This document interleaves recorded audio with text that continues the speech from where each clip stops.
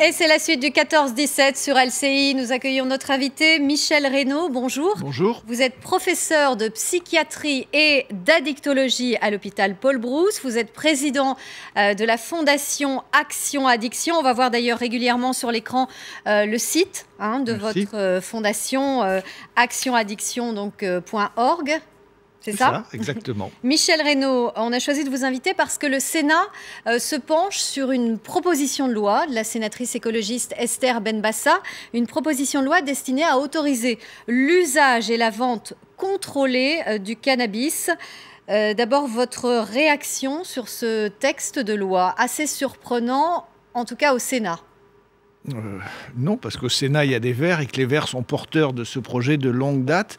C'est dommage qu'ils soient le seul à le porter parce que ce n'est pas la meilleure façon d'obtenir une réussite sur un sujet qui est bien au-delà des partis. C'est un sujet de société et ça devrait être traité comme un sujet de société. Alors c'est gentil de m'inviter, mais il faudra un criminologue parce que l'intérêt principal de la dépénalisation du hashish, c'est d'arrêter le trafic et la criminalité.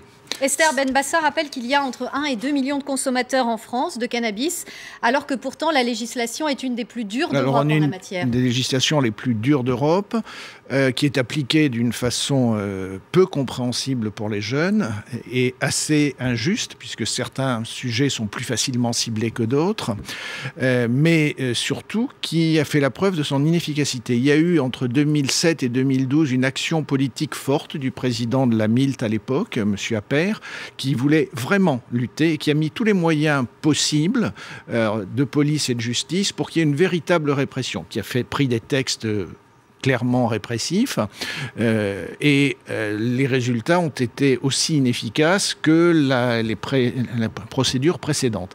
Alors il y a une vraie question à se poser. On a un problème de société majeur. On aurait pu aussi inviter un économiste. Il y a eu un rapport des économistes récemment qui a montré l'intérêt pour l'État de réguler et de toucher les taxes qui, pour le moment, vont uniquement au trafic. Complètement à l'État. Et ça entretient un trafic. Et c'est pour ça aussi que cette proposition de loi voudrait que, en fait, le cannabis soit vendu chez des débitants autorisés, comme par exemple ça se passe pour le tabac. Comme pour le tabac, comme pour l'alcool aussi, puisque c'est souvent dans les mêmes endroits. Et alors, après, soyons un peu raisonnables. Le cannabis a des effets nocifs. Comme si vous m'invitez pour l'alcool, je vous parlerai des effets nocifs de l'alcool. Et en même temps, on est dans une culture où on consomme. Pour le cannabis, c'est pareil. Il y a des effets clairement nocifs, notamment chez les jeunes et les plus jeunes. Ça altère l'adaptation sociale, scolaire, universitaire. Clairement, c'est le problème majeur. C'est une perte de chance dans la vie. Un désintérêt pour toutes les motivations. Parfois impliqué aussi dans des accidents de la route. Très peu. Contrairement à ce qui est dit, il y a 20%, mais comme il y a 20% de consommateurs, ça multiplie le risque par 2, mais l'alcool le multiplie par 8 et par 50 quand on est au-delà d'un gramme 20. Des deux, alcool et cannabis. La combinaison des deux est un vrai problème et aggrave clairement le risque. C'est-à-dire, effectivement, il ne faut pas conduire en ayant fumé. Mais comme c'est interdit, on n'a pas étudié de façon précise quelle est l'imputabilité et le moment où les conducteurs ont un accident, quel lien ça a avec leur consommation, puisque le cannabis reste présent pendant très longtemps, enfin pendant plusieurs jours. Revenons aux dangers, il y a de vrais dangers. Ça augmente chez les personnes vulnérables le risque de schizophrénie et ça aggrave les maladies mentales. Je pense que tout le monde est d'accord là-dessus. Mais les dommages sont considérablement moins importants que ceux de l'alcool. Donc après, il faut avoir une analyse bénéfice-risque. Quels sont les dangers de la consommation de cannabis ? Quels sont les avantages? Les consommateurs y trouvent le même type de bénéfices personnels que les consommateurs d'alcool. Il y a un plaisir, une désinhibition, une facilitation des relations à autrui qui existe et qui doit être prise en compte. Et au regard de ces bénéfices individuels, de ces dommages individuels réels, mais qui ne touchent qu'un petit pourcentage de la population. Il n'y a que 5 à 10% des consommateurs qui sont dépendants, comme pour l'alcool. Les autres contrôlent.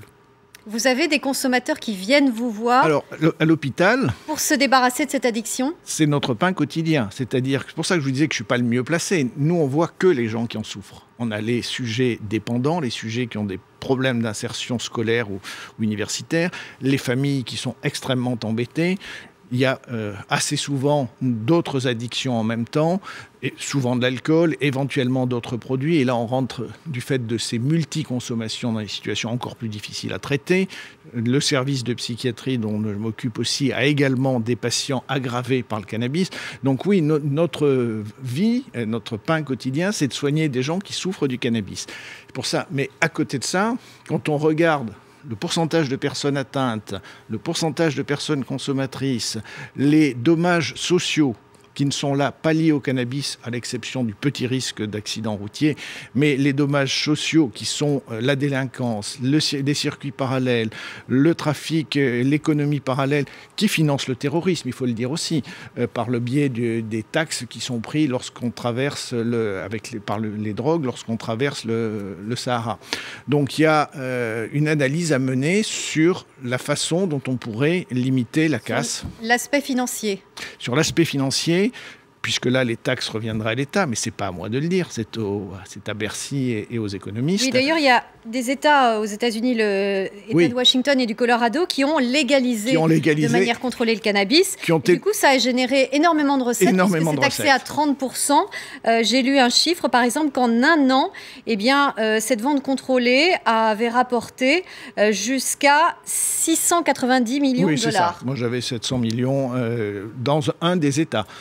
Et ce que l'on a vu, c'est qu'il n'y a pas plus de consommateurs dans cet État qu'il y en avait avant, comme il n'y a pas plus de consommateurs dans les Pays-Bas où c'est autorisé.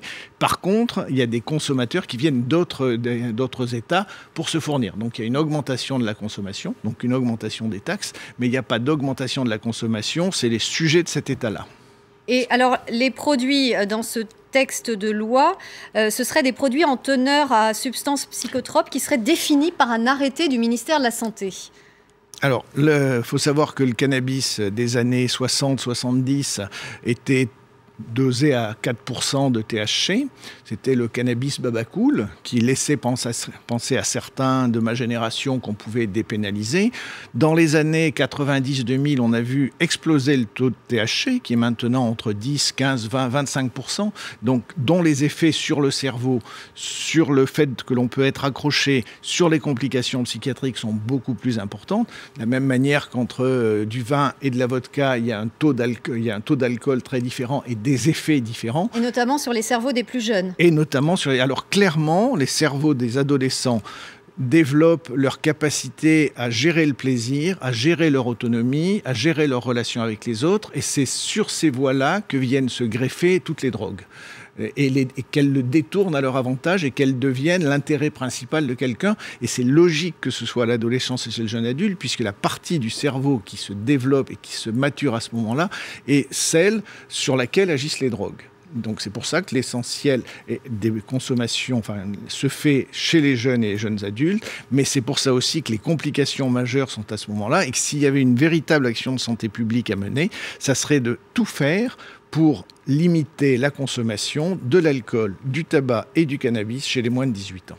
On a beaucoup parlé aussi, Michel Reynaud, de dépénaliser l'usage du cannabis à des usages thérapeutiques, puisque, soi-disant, le cannabis soulage les douleurs. En tout cas, il y a un produit qui doit arriver en pharmacie, est arrivé aujourd'hui, le Sativex, qui arrive en pharmacie. Oui. Il est uniquement destiné aux patients qui souffrent de sclérose en plaques pour les soulager des violentes contractures musculaires. Chez certains patients, c'est le seul traitement qui les soulage. Ces patients, auparavant, fumaient du cannabis pour avoir cet effet-là. On a vu que ça intervenait aussi dans un certain nombre de douleurs. C'est un adjuvant même au morphinique. On a vu que c'était utile aussi chez les personnes qui n'avaient pas d'appétit du fait d'un cancer, d'une maladie, que ça pouvait réaugmenter tout ça. Donc il y aurait plusieurs indications possibles. Mais la perception qui existait en France et l'inquiétude que l'on avait en mélangeant les effets thérapeutiques en plus le médicament qui arrive est fortement dosé en deuxième composé du cannabis, qu'on appelle le cannabidiol, qui a un effet inverse du THC et qui est beaucoup plus protecteur.